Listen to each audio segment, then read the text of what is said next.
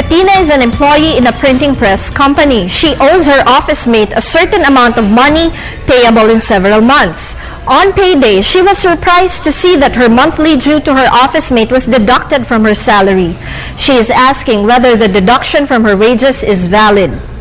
Bettina, under Article 113 of the Labor Code as amended, withholding of an employee's wages by an employer may only be allowed in the following cases. First, where the worker is insured with his consent by the employer and the deduction is to recompense the employer for the amount paid by him as premium on the insurance.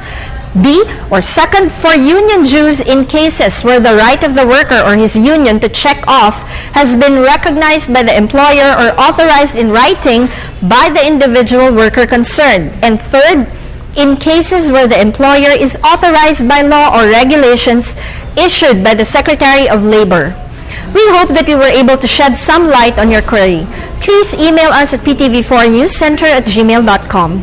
This is Attorney JJ Jimeno Atienza for the Rule of Law.